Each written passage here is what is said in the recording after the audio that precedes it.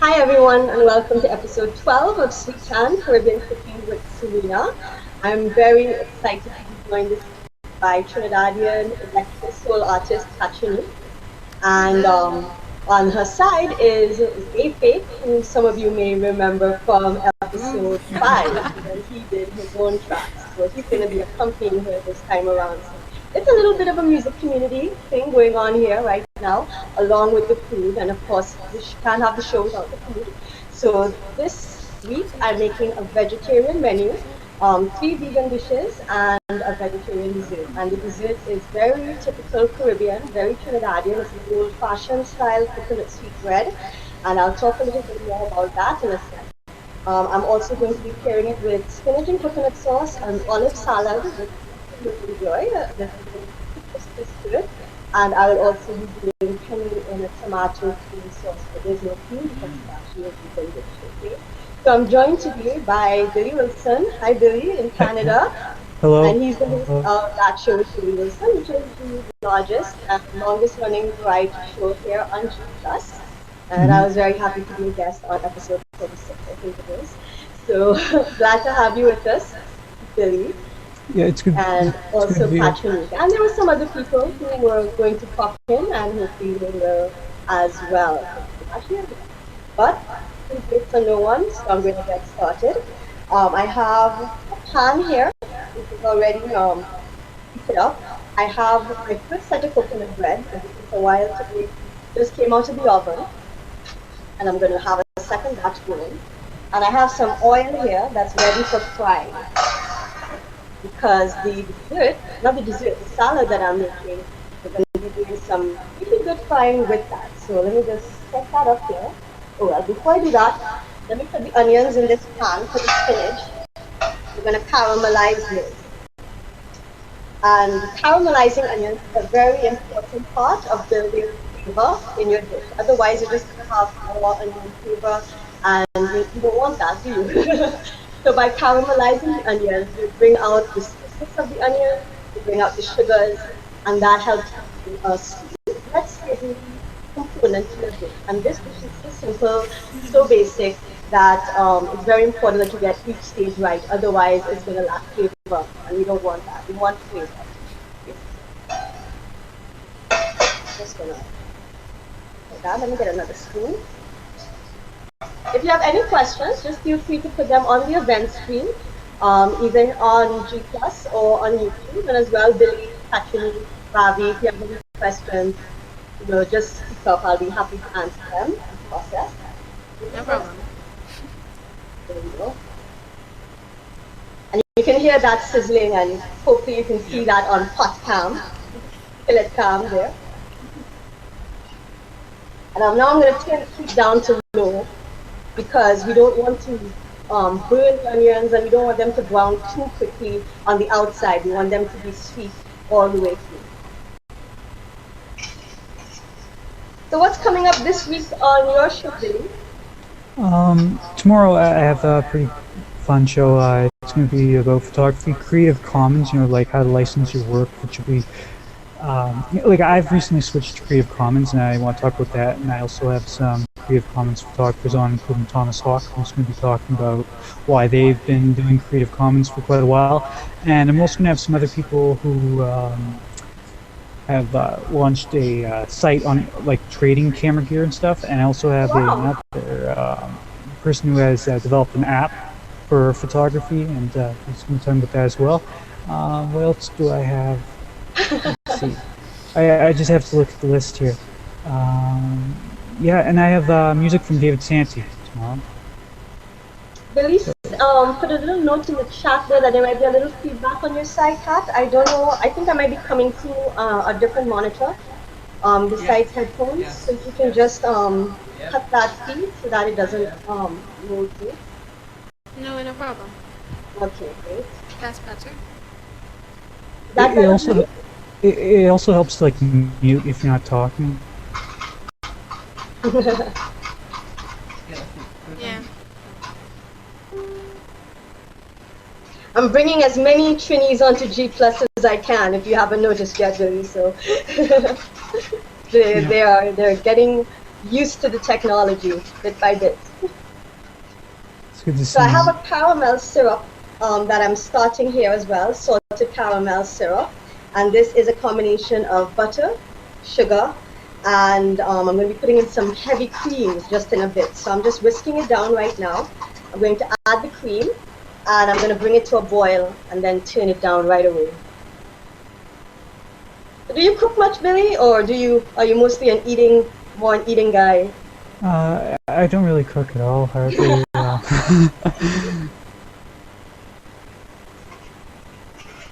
How about you, Kat? I saw you mentioned salmon penne in your answers.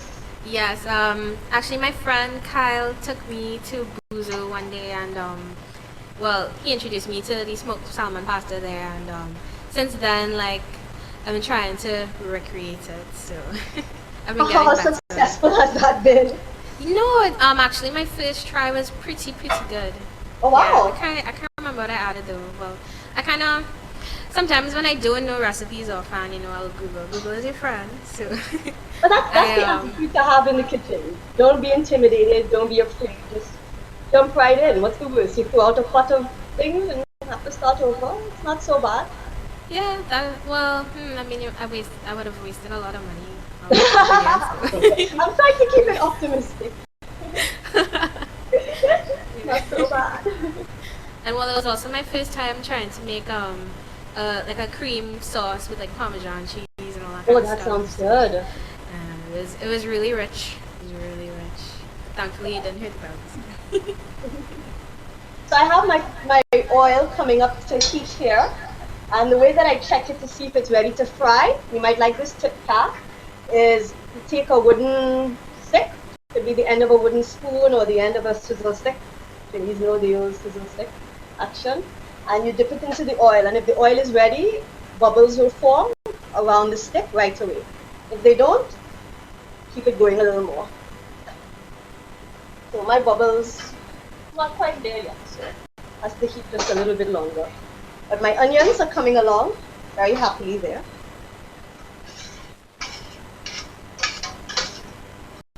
And Billy, if you didn't know, I don't know if you're pet people, Kat and Ravi, but Billy has a cat there, Tibby, that's quite well known on G+, has his own page, and I think he has a pet show too now. He did for a little wee while, but it's just kind of hard to do two shows at once because it already takes up like so much of my time to do one. So I only like do a pet-like show if there's somebody else who's going to help do it. Right. And Tibby will be a part of it. Other than that, it's just my main show because it's all of like course. I mean, there's so show. much that goes into coordinating your show, and the multiple guests that you coordinate is ridiculous on a weekly basis. So here I have my rosemary. Love rosemary. Oh my god. And this comes from my garden, so it's fresh. It doesn't get any fresher than this. Give me some seeds. And this is going to go straight into the oil. Oh, you hear that? And it's just going to fry for a few seconds. We're not looking to brown it. We're just getting it crisp, getting those oils concentrated, bringing those flavors out, and then taking them out almost right away. It'll be crunchy because we're going to mince it up. And the reason that we keep it on the stick is because it's going to be easier to fry and retrieve than if you strip the leaves and then pour them in oil. You're going to be hunting those leaves really hard. So don't make more work than you need. You see? That's it right there. Flash fry. Can you see? It kind of looks like some other herb there. That? I think that's a different Hannah. And now I'm going to fry my olives. Just 2 cups of black olives. And again, that's going to bring out the saltiness of the olives. I have to be careful here. I don't want to put hot oil all over myself.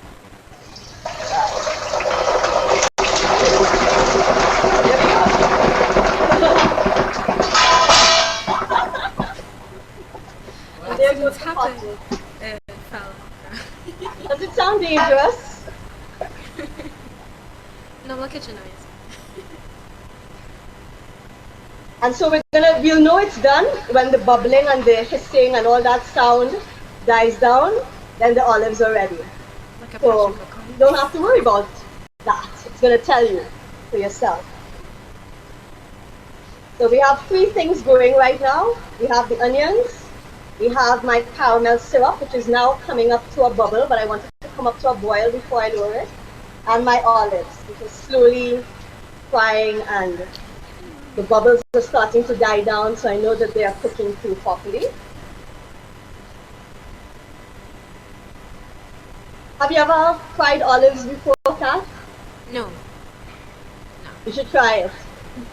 I got inspired for it at actually Show Cafe. They have a dish that has fried capers, and I'm somebody who doesn't like capers, never liked capers. And when I had the fried capers, I was in love. I couldn't believe the change in flavor that frying does to these cured, I don't really call them vegetables, but you know, these cured round things, olives and capers and stuff. It brings out a nuttiness that isn't always there when you're just eating them as is. True. And it refines the saltiness as well. So I have the olives frying here. My caramel syrup has come up to a boil, so I'm putting it down to low. And I'm just going to leave that there for 6 minutes on low. And you're going to see it. It's going to be really pretty. It's going to be really gorgeous. It's going to be really sweet. That's to top the sweetbread and the ice cream at the end. Any questions so far? Everybody looks all studious. Hungry. Taking notes. Yeah, so that is still frying up. It's looking good. Quite happy with it. We're doing good time-wise, thankfully. Keep rotating my onions so that they color evenly on all sides.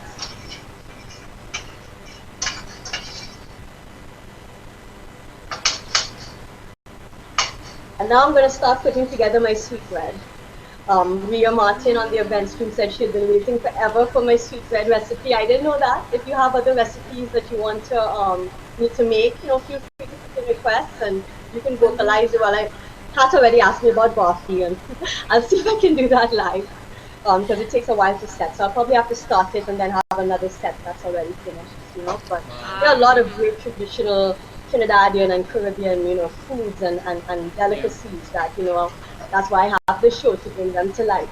So the coconut sweetbread, I have a rant about that because I have issues with the way sweetbread is right now and the way it's been selling for the past few years. And I love the Naparima cookbook, but it's not the be-all and end-all of Trinidad cooking. I know, heresy, say that, but it's true. And I swear coconut sweetbread has gone down because I think everybody's using the Naparima coconut sweetbread recipe. And that is not the sweetbread I remember from small. Because, when I was small, look, why is Kat laughing? She knows I'm speaking. Well, yeah, because my mom uses the recipe. What? She uses the recipe, so.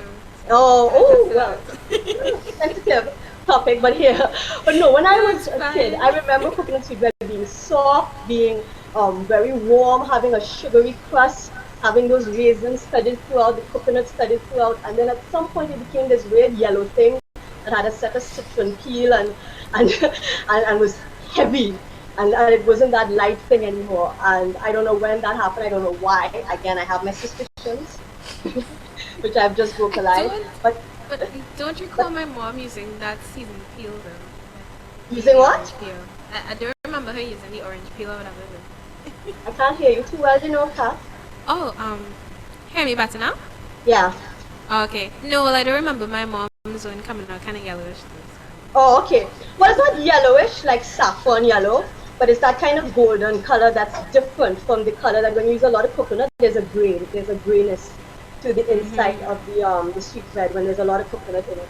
And when you don't have as much coconut in it and it's mostly flour and who knows what else, then it has a different kind of a golden color in. But with a lot of coconut, there'll be a bit of a gray tinge rather to the crumb of the cake or the bread, and that's what I try to recreate in this recipe because that's what I remember and that's what I don't see much of anymore. I've been told there's still some bakeries here where you can get that tried and true taste and flavor, but I haven't seen them yet. So here I have already assembled a lot of grated coconut. Thankfully for the frozen section now in the supermarkets where you can buy coconut pre-grated.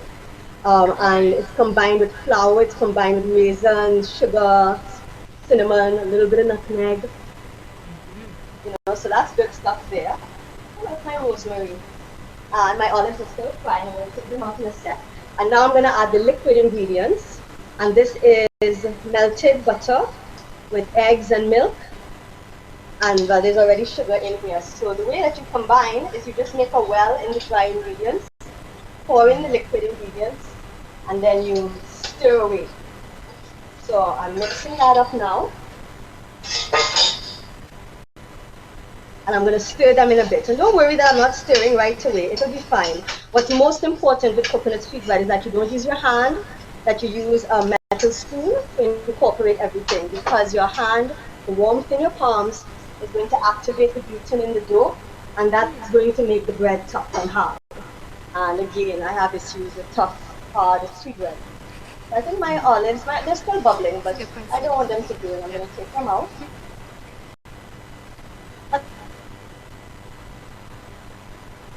And then taking those out. And I'm going to sprinkle everything with salt, because when you fry things, you want to salt them as soon as they come out. That's when the salt will stick to it because of the residual oil. Let me just take these out. And right now they look like raisins. They have that little wrinkly look of raisins. Yeah. Wow. That's it. That's one more guy. There we go. I can turn off that oil. And now I'm going to take some kosher salt, which has a very intense flavor, much more so than table salt. And where would you find that kosher salt, by the way? What is that? Where would you find that kosher salt? Like pepper? Hi, look.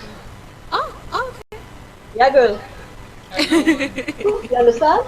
It's not really sea salt and all that will be. So, the regular iodized table salt, then look for the sea salt, which is usually underneath, and you should see the kosher salt right there. Oh, okay, I just didn't go one level lower. So here you can see my fried olives and my fried rosemary. And I'm going to tend to those in a little bit. And they're all nice and wrinkly and cleaned up.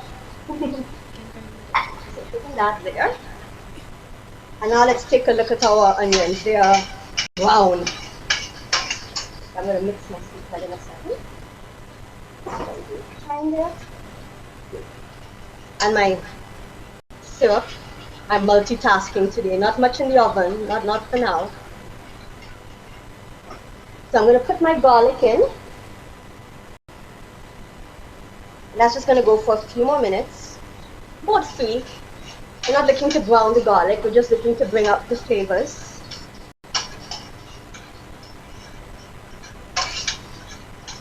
Right now my syrup is golden. I want it to be a little darker though, because it is caramel that we're going for, right? So I'm just going to keep it going. And the reason that's going to, it would have been dark if I used brown sugar, but I used white sugar this time around in this. It's going to take a little while to develop that color. Don't worry about that either, if that happens to you. Okay? And now, I'm just going to start churning my sweetbread. And, I wish I could, let's see if I can raise the camera a little bit. Yes, there we go. And I'm just stirring it in a folding manner, which means that I'm not with this. You don't want to do that either, because that's going to make a tough bread. That's going to activate the gluten again in the dough, and you don't want that. You want a light sweet bread. You want something that's spongy and just kind of melts in your mouth and soft. And so the way you do that is you just kind of go down with the spoon and you kind of make a figure 8 in the bowl. Just make a figure 8 until no dry flour appears, and then you know that all the flour is fully incorporated. And depending on how strong you are, it'll take shorter or longer. I am sorely missing a bicep workout, so it might take me a little while.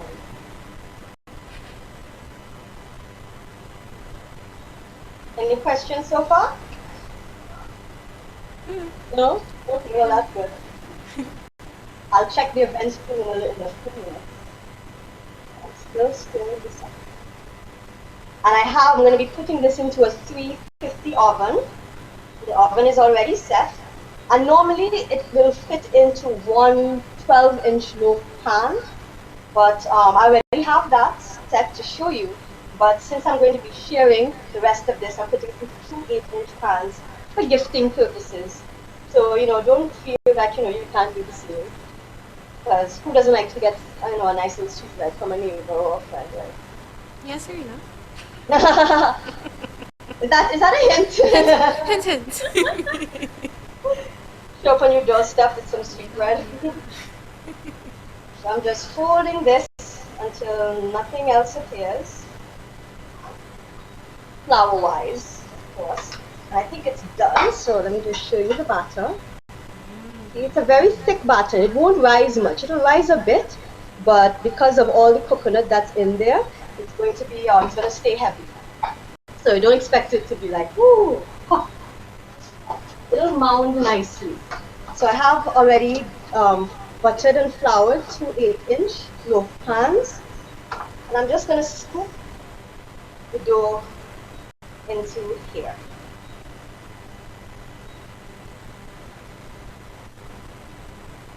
Okay. Then they can just go straight into the oven after I put a coating of brown sugar on top, because that is the other thing I find people are skimping out on, and that's what I remember. That was part of what was the biggest appeal to me as a child. Well, I don't know. I think you all look like youngs. So I don't know if you remember. But that was part of the appeal for me, was that sugary brown crust. Because the actual sweetbread didn't used to be overly sweet on the inside. You got the sweetness from the raisins and a little bit from the coconut. But the intensity of the sweetness was the crust. That's how I remember. Yeah, that's very true. Yeah, okay. Yeah. See, I'm not completely remember that. out of bounds. So, No. see here, I'm going to have that. Let's see if you just pass me the sugar.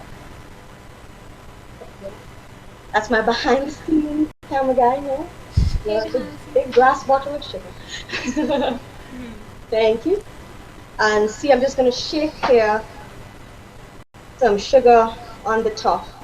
And that's what's going to give you that nice crust that you just kind of bite into and cracks and sprinkles. You see that? And it's going to look really good. So, one into the oven. And then we do the other one, the same thing. Let me turn on my onions. They're getting a little dark.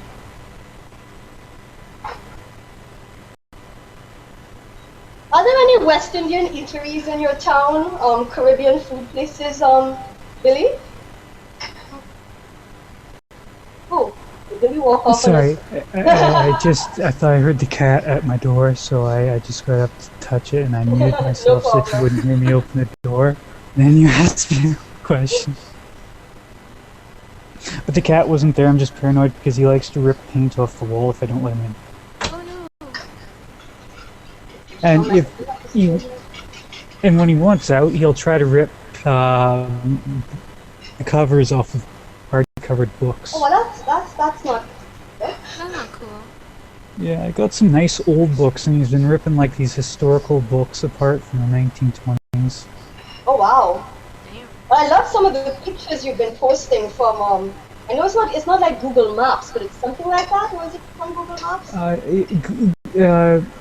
have the desktop version of Google Earth, and I use it to explore Google Street View, and I just love Google Street View. It's one of my favorite things ever, and I've loved it ever since I first saw it, and I can't stop using it. I use it every single day. I actually, I even use it to like wind down before going to sleep every single day as well. Like I look at Street View. I mean, literally, it's like the most therapeutic thing for me, is looking at Google Street View. I think I need to check that out.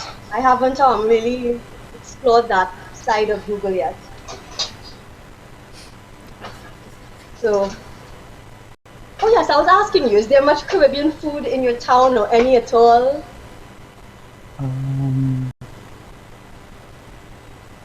I I don't. think that's a I'm no. just trying to think if there is anything. There probably is. If I look in the phone book, I might be able to find something, but I don't know of anything.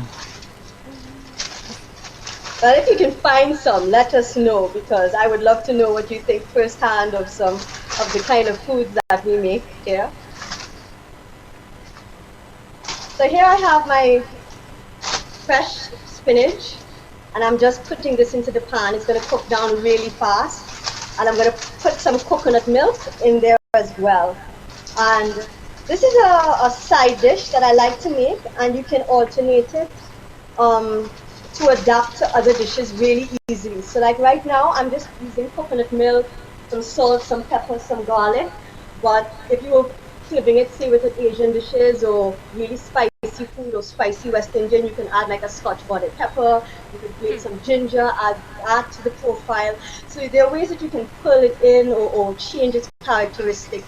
Just do, a little additions of condiments or sauces or spices. Really easy to Question, Sarina. do. So the leaves are staying whole. They're not being shredded up, blended down. No, like... I'm using them whole. Okay. Now you can, if you shred them, you're gonna get like cream spinach, which is really nice and really good. But because I'm serving it with pasta, maybe it's a particular thing on my side. For me, cream spinach I would more serve with rice. So if I had rice and the cream spinach, that would be awesome. But since I'm serving with pasta, I'm kind of leaving the leaves whole so that the dish has more body rather than needing, with a spoon, you could eat it with a fork. Does that make sense? Yeah, makes sense. Okay. So I'm just wilting this down here. And the sauce, I'm going to make my pasta sauce next while this continues to cook down. On a low heat, it's going to probably take about 10 minutes. I'm just going to put a little salt and a little black pepper. And I'll put the little nutmeg at the end. Nutmeg? I'm getting close to the camera, that's because the salt's behind it. Okay, so I'll put a little salt, a little black pepper. And it's just going to cook down gently. And then, leading up to Kat's first song, which is one of her big ones, like the people who know her here, and that's the song. It's not the song, but it's the one that got the most airplay, because, and you know how hard it is for local artists to get airplay here, so kudos girl for getting that airplay. And that's going to come up in just a few seconds. I'm just introducing so that you can start to look like, oh wait, I have something to do. Sol Bonito. And that I'm going to do that just right after I talk about the pasta sauce. And this is a great pasta sauce because it's no cook. It doesn't require any heat, any stove time. You're just taking some sun-dried tomatoes. And these are oil-packed sun-dried tomatoes. And I'm going to blend them in the food processor with some pasta water that I have reserved from my pasta. And some basil, some tofu. That's why it's cream in quotation marks. That's what's going to give it a creamy texture without actually using dairy. And garlic and balsam is going to be in olive oil. So it'll be yummy. So while I go to the food processor and blend that up, what do you think, Kat? All right. Okay, so we just have to do a little configuration. Except for you, Kat. You don't need it. Just a minute. What's up? So introduce us to the song, the genesis of the idea, the motivation, and take it away. Wow. Okay. Where to start? I kind of came up with the idea randomly, like in my bedroom or something. Like sometimes, the idea just kind of hit me, and so it started off with the kind of gibberish opening.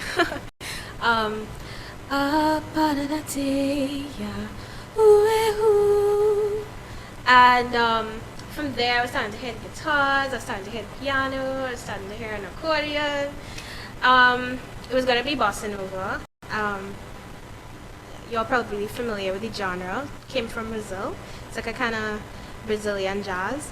And how I eventually ended up recording it and releasing it was because I was in UTT at the time, and we had a final year project to do. and because at the time, like I was now learning to properly mic acoustic instruments, I felt like, well, now is the time to finally do this song, because like now I actually had the equipment I would need available and all that kind of stuff. So from there, I mean, the song was never intended to really have lyrics. It was just supposed to kind of be the part of the tale, kind of gibberish language, because I mean I don't speak Portuguese, so just a sec. Yeah, so I don't speak Portuguese, so that's why I was talking in gibberish. But eventually, like the story came to me, a girl, away on a getaway, and she's just around the beautiful scenery and everything, and it's thanks to the sunlight that she's getting to see all of these things. So that's more or less. So that's I'm not hearing Sarina. Yeah, me too. She just got back for a second. Sarina, I'm not hearing you. That's because we're all muted because it's the start. Oh, okay. Cool. So, ready? Yep.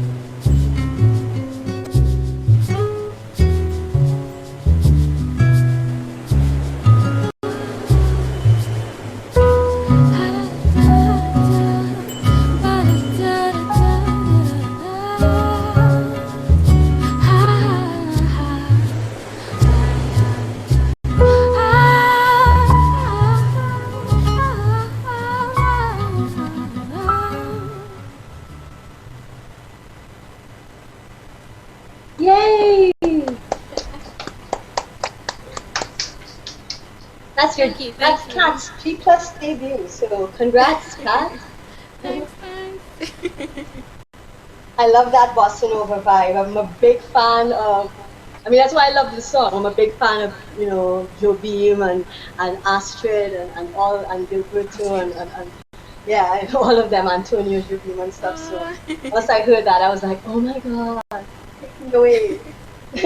I'm on the beach. I'm on Oh. Maracas, any Yeah. time of Yeah, day. that's exactly what I wanted to recreate, and that's exactly the vibe I wanted people to get when they heard this song. I wanted it to be.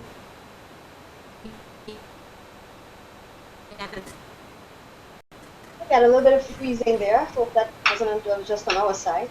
But yeah, no, I heard you. I think you captured the vibe really well. So now my pasta sauce is done. I just finished chopping up the olives and the rosemary. So these are going to go into my salad where I already have assembled the lettuce and the mandarin oranges. So I have chopped up lettuce here, well shredded, torn with my hand, and some mandarin orange segments. And this is a salad dressing of olive oil, lemon juice, um, red pepper flakes. So we're going to toss that up a bit, just get that coating the lettuce leaves, because lettuce leaves aren't that great by themselves. So get that tossed up.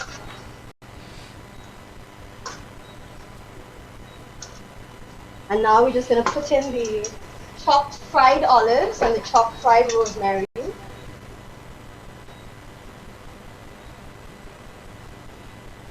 And that's our olive salad. Has a very in my salads I love to have a mixture of sweet and savory going on.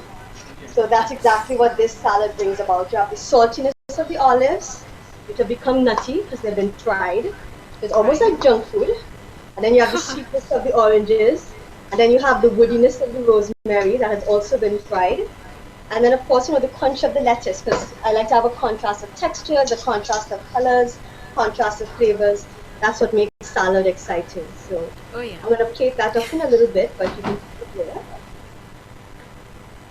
And then this is the pasta sauce, which has been blended. And that's just going to go into my penny pasta here. Are you much of a salad man, Billy? Or do you avoid them? Well, I ate a salad tonight for dinner, but I mean, I think, like, I don't really know a lot about food. I just eat it. Well, that's a good start. Eating is always a good place to begin. But, diversify. Even like little simple things, like even if you didn't want to blend this up, a jar of sun-dried tomatoes, quick way to dress up a sandwich or dress up a pasta, or if you just have some like leftover rice or something, you can just chop another veg and have it on the side, and just little things.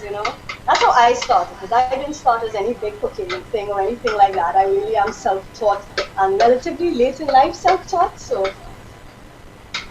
I started in ways that didn't intimidate me and with things that didn't intimidate me. So there's my sauce.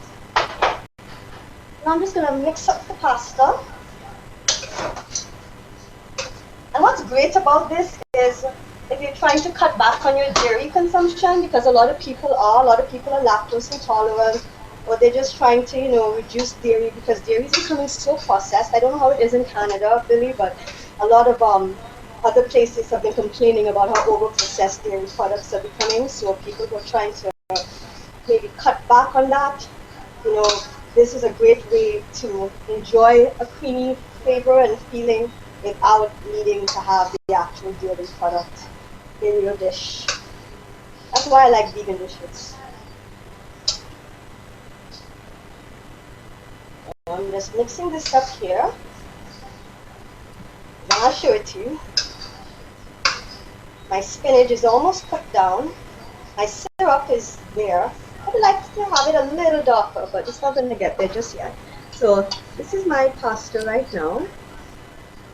And I'm going to now dress it with some fresh basil, just roughly torn. Again, this is from my garden. So it's fresh. And I love to accentuate pasta dishes with freshly torn herbs right at the end, because that's when you really get that burst of bright flavor in with the mouthfuls, and of course color. Who doesn't like to have color in their food, right? And then the last thing is nutritional yeast, and this is something I've talked about before. It's a really good vegan ingredient. It adds a cheesy flavor. These nutritional yeast flakes, they taste like Parmesan. So they're often used in vegan dishes to substitute for grated shredded Parmesan cheese. And that's how I top popcorn a lot of the time, or top pasta dishes. Because I'm not fully vegan, but I do try to avoid too much dairy food because I'm lactose intolerant, and plus other restrictions, dietary restrictions. So a lot of vegan alternatives come through for me. Have you ever tried nutritional yeast, Kat? What's that?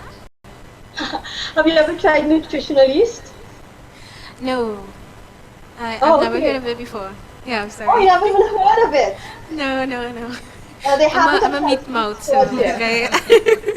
You're not going to find it at high-low yet, but it is at health food stores here. And it adds a great cheesy nuttiness to foods. And it's very rich in vitamin B as well. So very Oh healthy, yeah, vitamin B is very good. you know. So this is it Oh, here. that looks really With, good. thank you, with the basil and the nutritional yeast added. So I'm just going to plate that up now. Get my plate. So you can see how it looks when it all comes together. So, first my salad.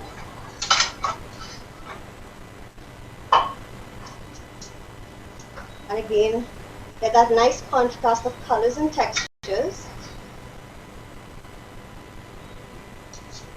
And my spinach and coconut sauce, which is still going here.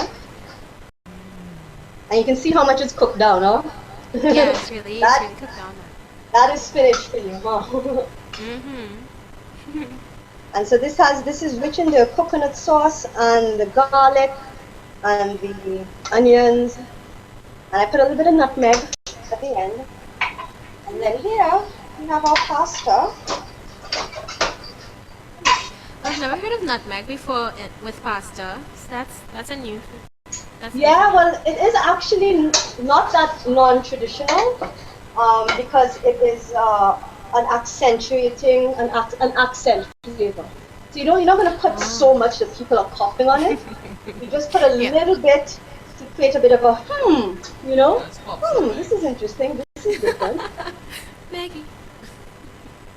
And so here's the okay. Oh wow, okay, that was dramatic.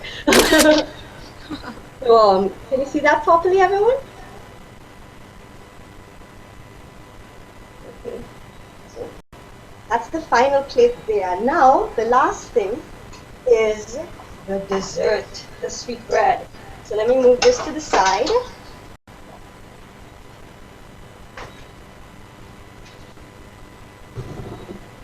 Take out my banana soft serve.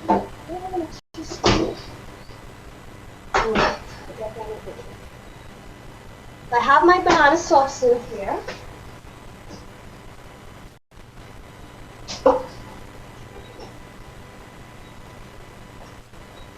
And I have my coconut sweetbread. And this is the one that just came out of the oven before we went on air.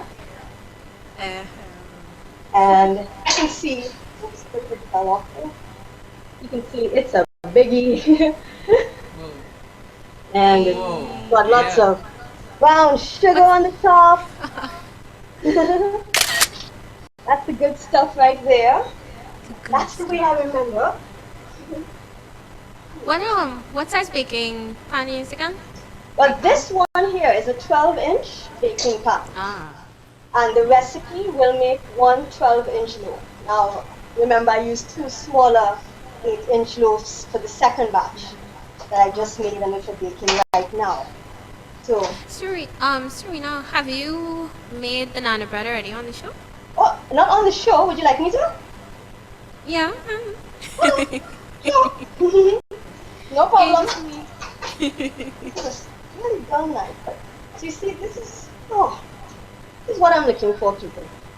See here? Yes.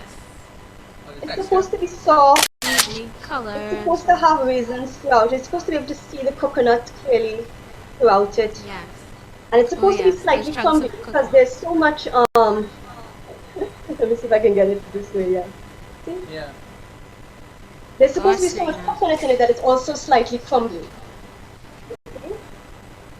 Where's my little bowl? Can you see a glass bowl over here? I'm about to make my dessert and my dessert bowl just disappeared. Let's see. Dun, dun, dun. Oh, here it is. Found it! Okay. So basically, again, most people think of coconut sweetbread as a rather relaxed treat, something you bring by a friend or you give to a neighbor when you drop by. And it's rather informal, but it can be a very dressed up, it can come to the ball, so to speak, you can dress it up, you can have it there. And so basically what I'm going to do is I'm just going to crumble the sweetbread a little bit and make it as the base of the dish that we have here. Let's see here, I have a little bowl, little bit glass bowl. I just crumble the sweetbread at the base of it. You can make it one layer thick or two, depending on how you feel. What's most important to me, I think, is that the sweetbread be fresh. You don't really want to use stale sweetbread for this, because you know it does get harder as it cools. So the fresher it is the softer it is, and you want it to be soft for this particular application. So I have the base of sweetbread here, and now I'm going to use a raw banana soft serve. In fact, I love raw food. I don't know if any of you here are very familiar with the whole raw food cuisine and raw food movement and all of it. Yes? I'm You have some aware. rawest friends or what? Yeah. Oh wow, that's excellent. Um, Well, one of the things that I love the most are raw desserts. I mean, I have a sweet tooth, and raw desserts are very easy to make. This is a soft serve banana ice cream that I made, and it's really simple. All you do is you freeze 4 bananas, and then you put whatever flavors you want. You can personalize it. If you want to chop some nuts, you can chop some nuts. That's fine. I put in some flaxseed, get some extra vitamins. omega-3. Yeah. Yeah, I put in some raisins, I put in some cinnamon, you can put in some agave, honey, sugar, whatever it is that is your particular thing, and then you just blend it. And you don't need an ice cream maker or anything like that, and it's going to come out Really? just like this. Well, that's really good. And then the last touch is our caramel syrup, which is here. And I'm just gonna take a little spoonful here and just drizzle that over the top. So, yeah. So we have salted caramel going on. No feed. And that's our dessert. So we have, our 3-part meal, and we have our banana soft serve. Oh, hey, Naveed! Better late than never. No, I was tied up doing a couple things. No problem. Yeah. Problem. Lancaster, everyone. He was the musical guest on episode 2 of Sweet Han, and he's also the composer of the Sweet Han theme songs. Yay! And he's my good friend. So thank you for popping in, Naveed. No problem. Right. So, what do you think of the dessert, Katten and Billy?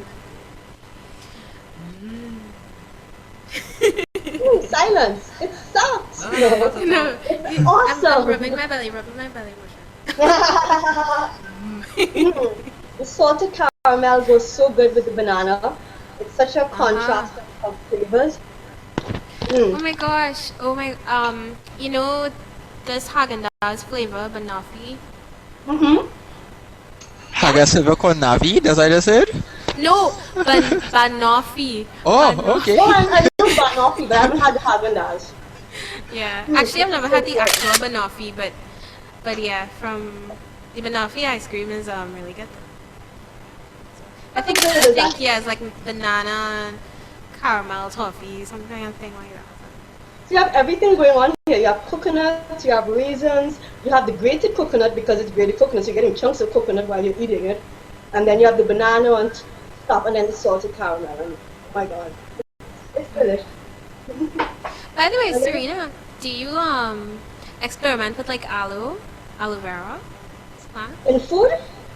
Yeah, like smoothies and stuff. Yeah, smoothies. I was about to say I've had it as a smoothies, but to say that I've cooked with it or I've tried it in a meal or a menu, I haven't. I would be open to.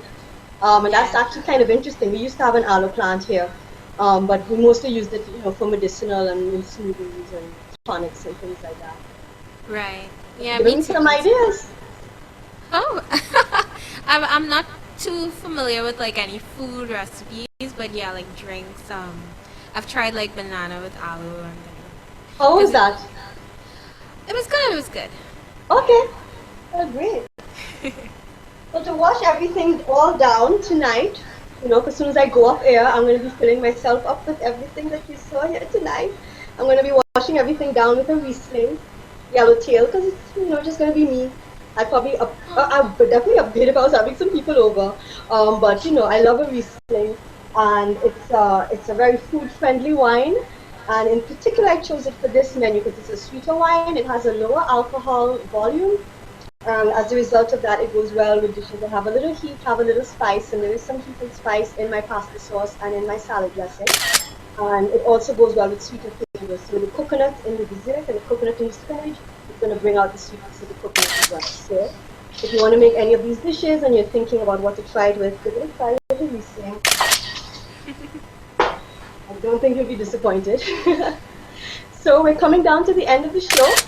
I'm going to have another musician with a jazzy vibe next week, Dean Williams. Right, Naveed? Yes, everything is up and running. Everything is on stream. All right, so Dean Williams is hopefully, all fingers and toes crossed, going to be joining us next week, Tuesday, for episode 13. And I'm hoping to have a guest cook. I still haven't finalized that. If not, I'll be back in the kitchen. We'll see. So it's going to be a bit of a surprise episode for me as well, I think. But I'm really excited for you all to hear Dean. And Kat, you want to tell them a little bit about your site? If they go to Kattronique.com, they can get on your mailing list. They can find out about your upcoming release, which is where this song is coming from. Yeah, so music is awesome. Thanks, Naveed. Right. So this year I'm hoping to release an EP under my new name, Kattronique. It's not titled or anything yet. So I'm still kind of finalizing the singles, and the next song actually is supposed to be a single but separate. It's supposed to be kind of be released before the EP actually. Yeah, but I would like to invite people to join my mailing list just to keep up to date with all the, I guess with my journey this year, in terms of like doing shows like this, in terms of like my promotional content, my photo shoots, like tried to have a meet and greet one time, hoping to have like a picnic kind of meet and greet. And future shows, hopefully like next month or so there'll be another performance. And yeah, just go to Kattronique.com and you'll also see my links to my other social networks, Facebook, Twitter, SoundCloud is where you can find my music. I also have and your mixes. She's a great remixer, you all. Yeah. Oh yes, I dabble as a remixer as well. And I was in a competition last year, and I didn't win or anything, but I came in the top 5 out of 307 entries. So, Worldwide, by the way, huh? Yes. The competition, it was a remix competition for a band called Ivy, and it was their new album that came out. The name of the song was Lost in the Sun, and my idea for it, I guess, was from darkness to light. So you get this kind of progression. Like with my music, I'd like to create a journey and to have the music evolve from beginning to end and to never make it boring throughout the experience. Well, that's wonderful, and I like that you mentioned Light because that's the song we're closing off on now. That's what we're going to be performing now, A Beautiful Light. And this is its world premiere, acoustic, exclusive, here on Sweet Hands. So this is going to be us closing out the night. Thanks so much for tuning in if you're watching us live, and thanks for watching the replay if you're watching this on YouTube. So it's all yours, Kat. Thank you. Yes. Thanks for joining us, Billy and Naveed as well. No problem.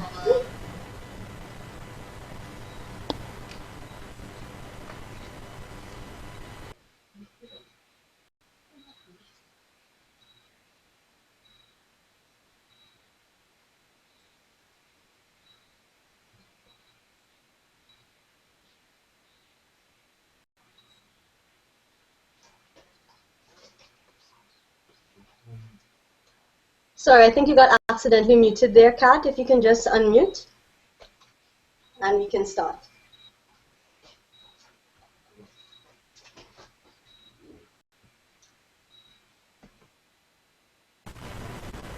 It's good now? Yes. Okay, so you can begin. Okay.